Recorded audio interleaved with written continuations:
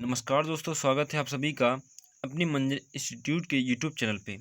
तो आज हम लोग वेक्टर का थर्ड पार्ट कवर करने वाले हैं। ओके, तो चलिए स्टार्ट करते हैं बिना किसी देरी के। और देखिए, आप लोग लास्ट में कमेंट करके ज़रूर जाइएगा कि आपको ये वीडियो कैसा रहा। ठीक है, तो अब हम लोग पढ़ेंगे सदस्यों का अंतर। ओके, तो देखिए, हमने मान ली कि दो सदस्य हैं, एक ए वेक्टर और एक बी वेक्टर। ओके, देखिए ये वैसा ही होता है जैसे दो सदस्यों का योग निकालते हैं, वैसे ही दो सदस्यों का अंतर निकल आएगा।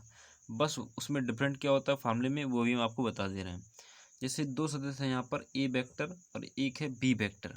यहाँ पर बी वेक्टर जो ऊपर की ओर है, अच्छा बताओ, ये सदस्य है, अगर इसकी दिशा बदलेगी तो इनकी प्रकृति भी क्या जाएगी, बदल जाएगी। अगर प्लस का है तो किस में जाएगा, माइनस में। अगर इस सदस्य की दिशा बदल दी जाए, इसकी दिशा कहने का मतलब है अगर हम नीचे की ओर कर दें, किसकी दिशा, बी वेक्टर की। ओके, तो यहाँ पर इसका मान कैसा हो जाएगा, नेगेटिव।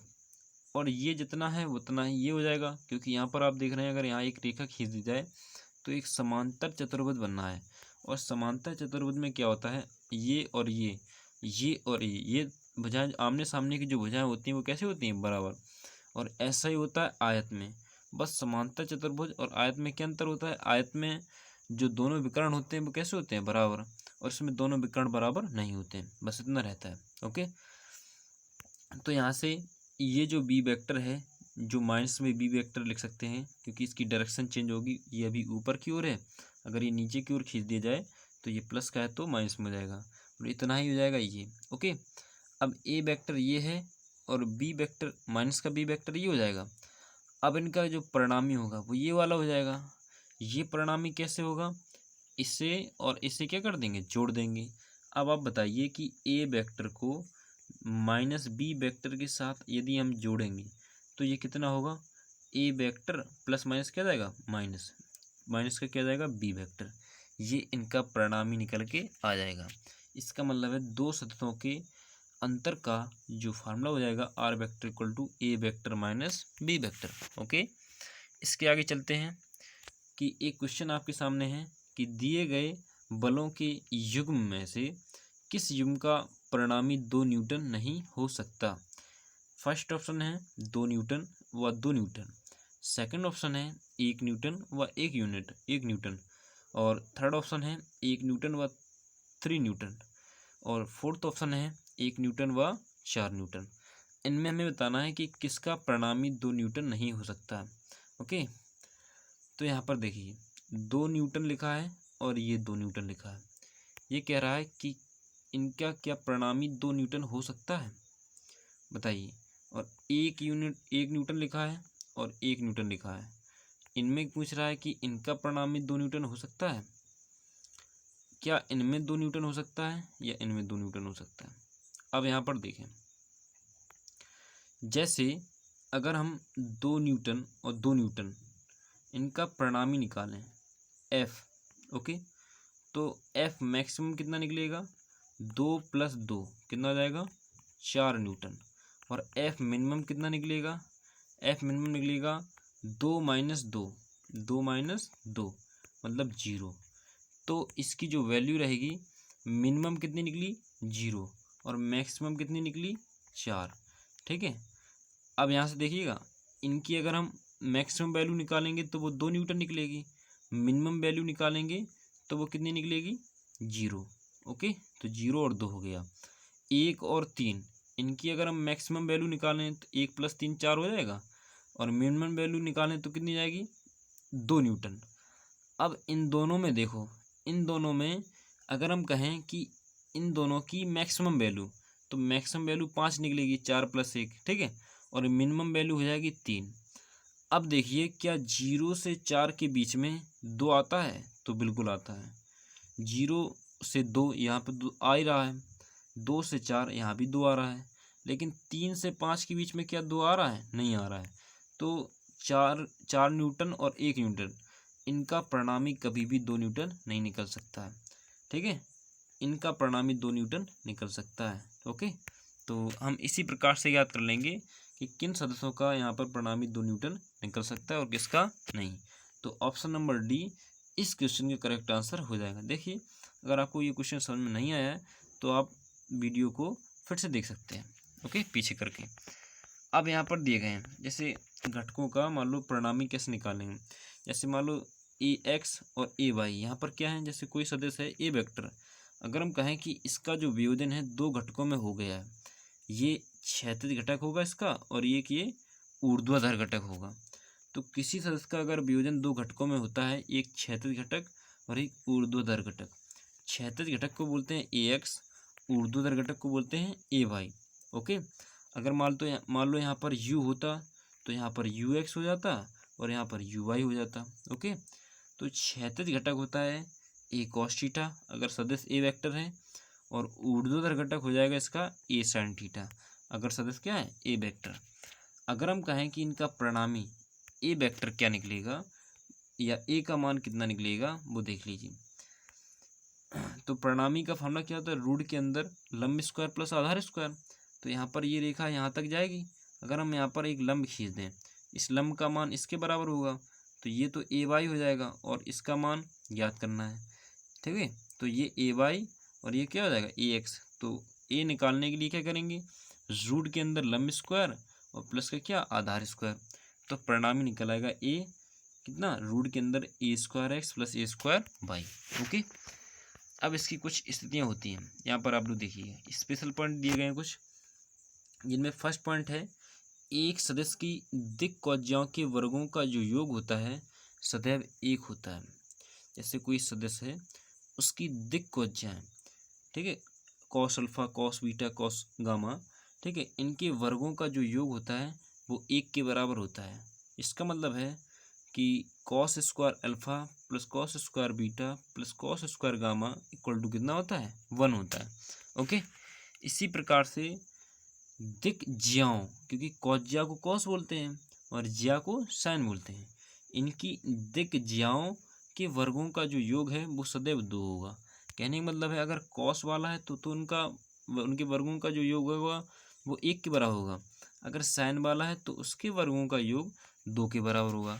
क्योंकि हमने इसी को हल करके निकाल सकते हैं, क्योंकि कॉस स्क्वायर अल्फा क्या लिख सकते हैं 1 माइनस साइन स्क्वायर अल्फा, और कॉस स्क्वायर बीटा क्या लिख सकते हैं 1 माइनस साइन स्क्वायर बीटा, और कॉस स्क्वायर गामा क्या लिख सकते हैं 1 minus sign square gamma, okay, sign square gamma, और इक्वल टू 1।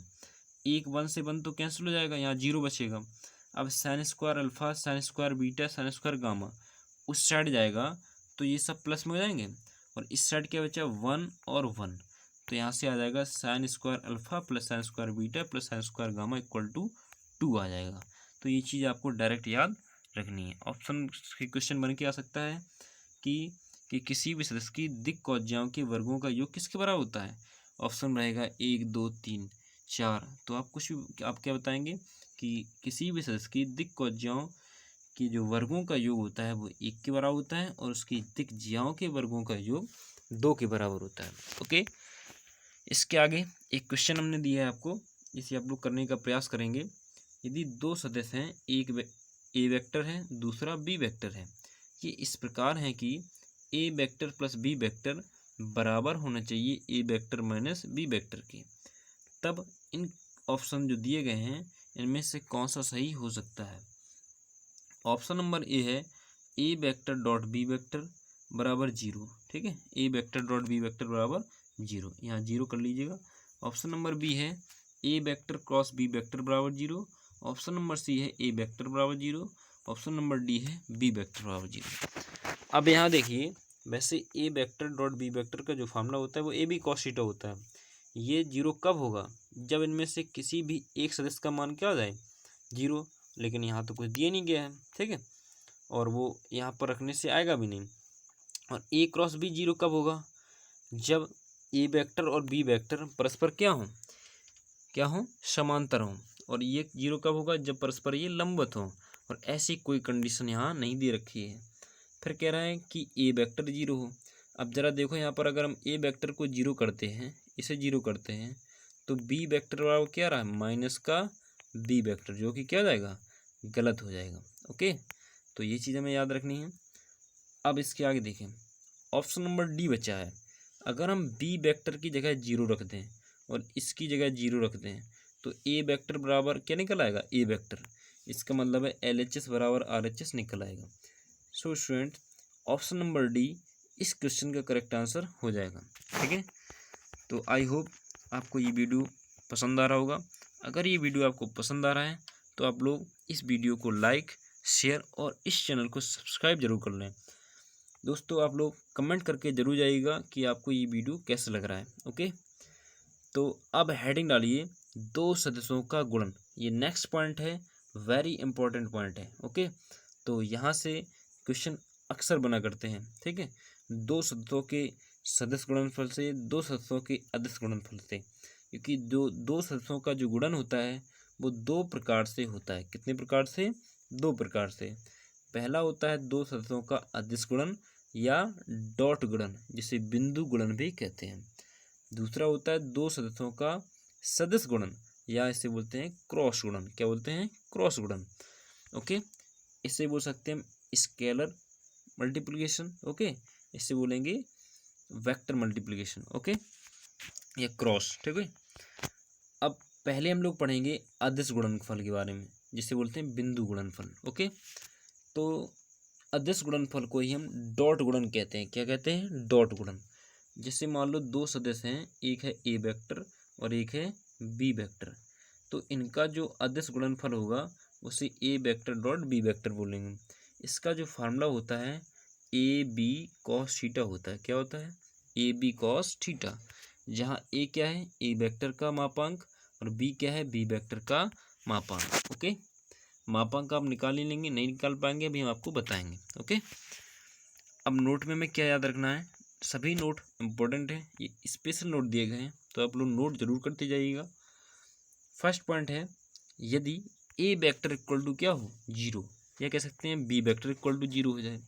अच्छा बताओ, इन सदस्यों में से किसी एक सदस्य का मान अगर 0 हो जाए, चाहे वो ए वेक्टर हो या बी वेक्टर हो, ओके, तो क्या 2 सदस्यों का जो अदिश गुणनफल है वो 0 के बराबर होगा कि नहीं होगा। अच्छा बताओ, अभी आप लोगों ने जैसे यहाँ पर 2 सदस्यों के अदिश गुणनफल के बारे में पढ़ा, तो अदिश गुणनफल कहेंगे किसे, ये बताइए। तो देखिए, यदि 2 सदस्यों का गुणनफल करने पर एक अदिश राशि प्राप्त हो तो उसे हम 2 सदस्यों का अदिश गुणनफल कहेंगे। क्या कहेंगे, 2 सदस्यों का अदिश गुणनफल। ठीक है, जैसे मान लो W इक्वल टू आपने पढ़ा होगा F vector dot S vector होता है ना। अगर मान लो F vector dot S vector, dot आ गया, यहाँ A की जगह क्या लिखा है F, B की जगह क्या लिखा है S, तो यहाँ जब A vector dot B vector का formula A B cos theta होता है तो F vector dot S vector का क्या जाएगा, एफ एस कॉस थीटा। क्या जाएगा, एफ एस कॉस थीटा। एक और एग्जांपल आपको बता दे रहे हैं, जैसे वैद्युत फ्लक्स फाई ई बराबर क्या होता है, E vector dot A vector.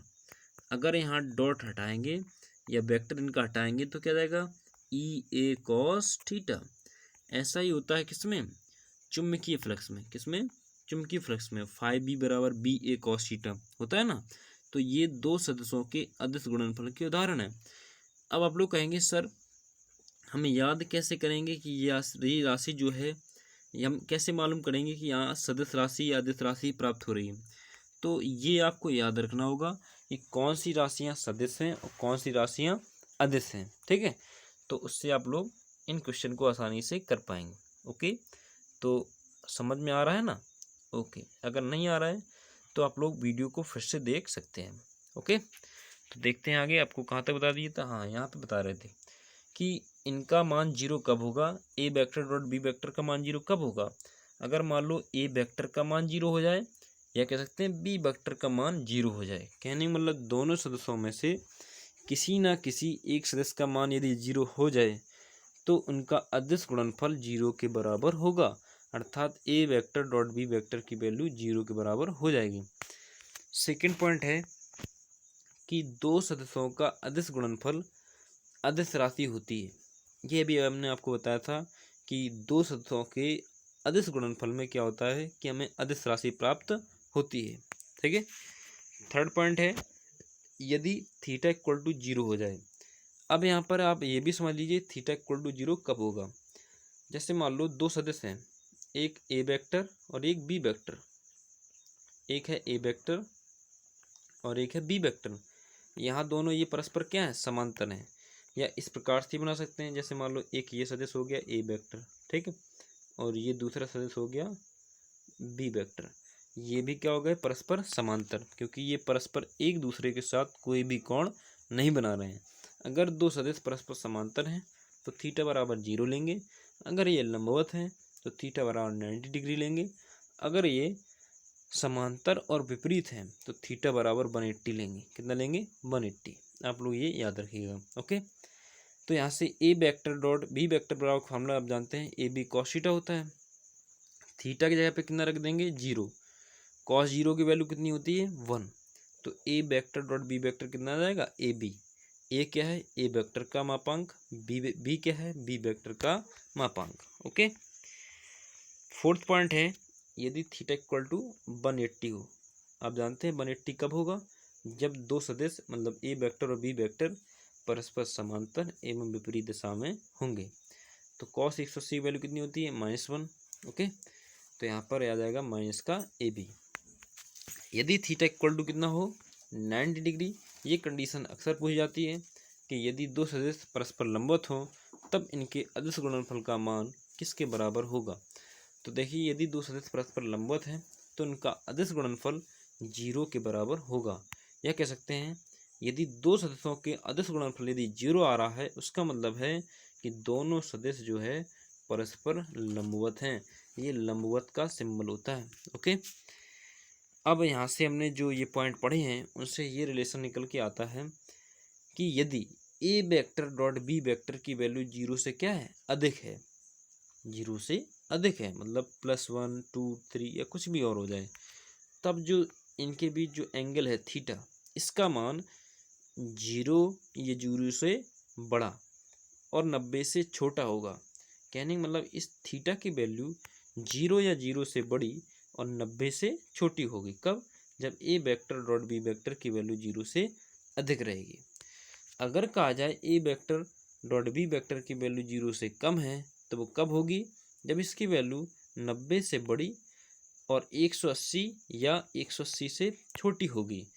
तब यहाँ ए वेक्टर डॉट बी वेक्टर की वैल्यू 0 से कम आएगी, क्योंकि यहाँ 180 रखते हैं तब वैल्यू माइनस में आएगी और माइनस वैल्यू जो होती है 0 से छोटी ही होती है। ओके, या आप 180 से आगे भी रखेंगे, 270 भी रखेंगे तो वहाँ भी वैल्यू 0 से कम ही आएगी। ओके, आई होप की बात आपको समझ में आ रही होगी। यदि आ रही है तो आप लोग वीडियो को लाइक करके ज़रूर जाएं, और अभी आप लोग को जाना नहीं है, अभी आगे और रह गया है। ठीक है, तो आप लोग वीडियो को पूरा देखें। ठीक है, तो इसके आगे आप लोग पॉइंट डालेंगे, जो भी पॉइंट हो, किसी सदिश का उसी सदिश से अदिश गुणनफल करने पर वह उसके वर्ग के बराबर होता है। ठीक है, मतलब यह गुणन जो है सदिश के वर्ग के बराबर होता है।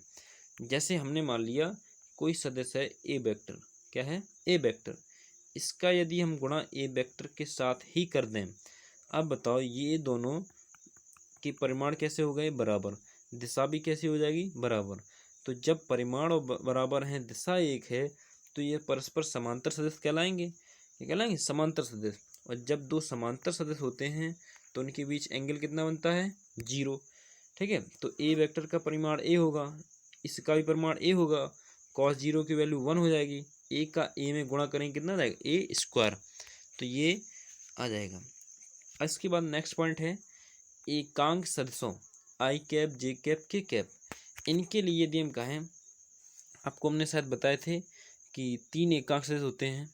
एक एक्स अक्ष की दिशा में एकांक सदिश होता है आई कैप, वाई अक्ष की दिशा में एकांक सदिश होता है जे कैप, और जेड अक्ष की दिशा में एकांक सदिश होता है के कैप। ओके, ये लंबकोणीय एकांक सदिश कहलाते हैं। ठीक है, अगर हम दो समान एकांक सदिशों का अदिश गुणनफल कर रहे हैं, अर्थात I dot I J dot J के डॉट के कर रहे हैं, तो वहाँ पर जो वैल्यू होगी वो 1 के बराबर होगी। किसके बराबर होगी, 1 के बराबर। ठीक है, तो जब भी हम आई कैप डॉट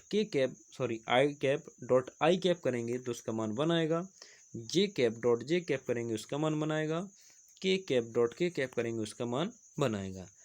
फिर आता है पॉइंट कि दो असमान एकांक सदस्यों का जो अदिश गुणनफल होता है वो 0 के बराबर होता है, अर्थात आई कैप डॉट जे कैप ये 0 हो जाएगा, जे कैप डॉट के कैप ये 0 हो जाएगा, के कैप डॉट आई कैप ये भी क्या हो जाएगा 0 हो जाएगा। ओके, इसके आगे ये स्पेशल पॉइंट चल रहे हैं, ठीक है, तो आप लोग लिखते जाइएगा। सदस्यों का उनके घटक के रूप में अदिश गुणन कैसे करेंगे, वेरी इंपॉर्टेंट पॉइंट, ठीक है। तो यहाँ से मान लो कोई सदस्य दिया गया हमें A vector equal to A X I cap A Y J cap A Z K cap, और दूसरा दिया गया है B vector equal to B X I cap B Y J cap B Z K cap, ठीक है। देखिए अभी समझ लीजिए फार्मूला है, फिर इसके बाद में एक आपको एग्जाम्पल देंगे, क्वेश्चन देंगे जिसे आप लोग सॉल्व करेंगे। ओके, तो हम क्या करेंगे, आई कैप का आप आई कैप के साथ कर दो, जे कैप का जे कैप के साथ कर दो, के कैप का के कैप के साथ कर दो, बाकी इनका अगर करेंगे तो कितना आएगा 1 आ जाएगा। अगर हम आई का जे के साथ करेंगे, आई का के साथ करेंगे तो कितना आएगा 0, जे का आई के साथ करेंगे, जे का के साथ करेंगे तब भी कितना आएगा 0, के का आई के साथ करेंगे, जे के साथ करेंगे तब भी कितना आएगा 0। तो जीरो वाले को नहीं लिखना है, इसलिए आप आई वाले को आई के साथ, जे वाले को जे के साथ और के वाले को के साथ गुणा करिए। ओके, तो यहाँ से क्या आ जाएगा, यहाँ से जो रिजल्टेंट प्राप्त होगा हमें वो क्या प्राप्त होगा वो देखते हैं। ओके, तो यहाँ से ये सब चीज़ आपको नहीं लिखनी है, आप डायरेक्ट रखेंगे। जब हम बताइए आई वाले को आई के वाले के साथ करेंगे तो आई कैप का गुणांक क्या है, बोलिए, आई कैप का गुणांक क्या है ए एक्स, और यहाँ आई कैप का गुणांक क्या है बी एक्स, तो ए एक्स का बी एक्स में करेंगे क्या आएगा ए एक्स बी एक्स, प्लस ए वाई का बी वाई में करेंगे क्या जाएगा ए वाई बी वाई, प्लस ए जेड का बी जेड में करेंगे क्या जाएगा ए जेड बी जेड। बस यही रिजल्टेंट प्राप्त हो जाएगा। तो ये सब कुछ नहीं लिखना है, हमें डायरेक्ट यहाँ पर लिख देना ए एक्स बी एक्स प्लस ए वाई बी वाई प्लस ए जेड बी जेड, ये इसका रिजल्टेंट प्राप्त होगा। अगर आपको फिर भी ये चीज़ समझ में नहीं आई है तो आप ऊपर ये सब देख सकते हैं। वैसे हमारे हिसाब से आप लोग डायरेक्ट समझ गए होंगे। ओके, अब इसके आगे आता है एक क्वेश्चन जिसे आप लोग सॉल्व करेंगे। ओके, आसान सा क्वेश्चन है। यदि यहाँ पर थोड़ा नीचे कर ले रहे हैं, कहा गया है यदि A vector equal to 6 I cap plus 8 J cap plus 12 K cap और बी वेक्टर इक्वल टू दिया गया है 2 आई कैप माइनस 5 जे कैप हो तो A vector dot B vector का मान ज्ञात कीजिए। तो सबसे पहले हम क्या करेंगे, ए वेक्टर डॉट बी वेक्टर लिखेंगे। ओके, वैसे वहाँ पर कुछ नहीं लिखना है, वहाँ पर तो आंसर निकालना है। ओके, क्योंकि टाइम इतना कम रहता है, ठीक है। तो यहाँ पर आई वाले का आई के वाले के साथ गुणा करेंगे, तो देखो आई का आई के साथ करेंगे 1 आएगा, 6 का 2 के साथ करेंगे कितना आ जाएगा 12 आ जाएगा, जे का जे के साथ करेंगे कितना आ जाएगा 1, 8 का -5 के साथ करेंगे कितना आ जाएगा माइनस का 40, ठीक है। अब के वाला है नहीं तो ये तो 0 हो जाएगा, माइनस के 40 से प्लस का 12 जाएगा, कितना बचेगा, बोलिए कितना बचेगा, शायद 28 बचेगा, कितना बचेगा 28, वो भी माइनस का, ठीक है, किसका माइनस का, तो -28 इस क्वेश्चन का करेक्ट आंसर हो जाएगा। आई होप कि आपको ये क्वेश्चन समझ में आ गया होगा। ओके, तो बाकी आप इसी टाइप के क्वेश्चन कर सकते हैं। अब आती है बात दो सदस्यों का सदिश गुणनफल, जिससे हम कहेंगे दो वेक्टरों का वेक्टर गुणनफल कह सकते हैं। ओके, तो आप लोग इसी प्रकार से लिख लेंगे। फिर उसके नीचे समझिए, ये समझना है आपको, ज़्यादा लिखना नहीं है। दो सदस्यों का जो सदिश गुणनफल होता है एक सदिश राशि प्राप्त होती है। तो आप लोग ये सब ना लिखने के बजाय सीधा हम आपको बता रहे हैं। देखिए, यदि जो दो सदस्यों का गुणनफल करने पर एक सदिश राशि प्राप्त हो तो वह दो सदस्यों का सदिश गुणनफल कहलाता है। ये चीज़ आपको दिमाग में रख लेनी है। बाकी ये सब थ्योरी कुछ नहीं लिखनी है। कोई आप इंटरमीडिएट या 11th का कोई पेपर देने नहीं जा रहे हैं, आपको डिफेंस एग्जाम क्लियर करना है, ठीक है, तो आप उसी लेवल से पढ़िएंगे, ठीक है। तो हमने मान लिया कि दो सदस्य हैं ए वेक्टर और बी वेक्टर, इनकी दिशाओं के बीच जो कोण बन रहा है वो थीटा है। तब इनके सदिश गुणनफल का जो फार्मूला होगा, जिसे हम बोलेंगे क्रॉस गुणन, A vector cross B vector बराबर फार्मूला होगा A B sine theta into N cap, जहाँ एन कैप क्या है, ए वेक्टर और बी वेक्टर की दिशा में एकांक सदिश है। ठीक है, तो ये आप लोग याद रखें। ओके, अब आता है सदिश गुणन की कुछ विशेषता हैं, इनकी कुछ स्पेशल नोट हैं जिसे आप लोग सीरियल से सीक्वेंस से याद रखेंगे। जिसमें फर्स्ट पॉइंट है, दो सदस्यों का जो सदिश गुणनफल होता है ये क्रम विनिमय नियम का पालन नहीं करता है। कहने का मतलब है, अगर हम दो सदस्यों के अदिश गुणनफल की बात करें वो क्रम विनिमय नियम का पालन करता है। मतलब अगर हम A vector dot B vector निकालेंगे तो वो B vector dot A vector के बराबर हो जाएगा।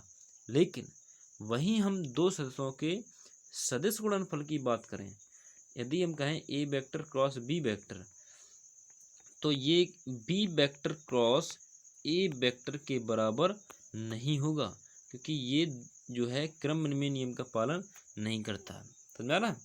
अगर वहाँ पे हमने जो अभी एक एग्जाम्पल दिया था A vector dot B vector जो -28 निकला था, अगर वहाँ से आप B vector dot A vector निकालेंगे तो भी -28 निकलेगा।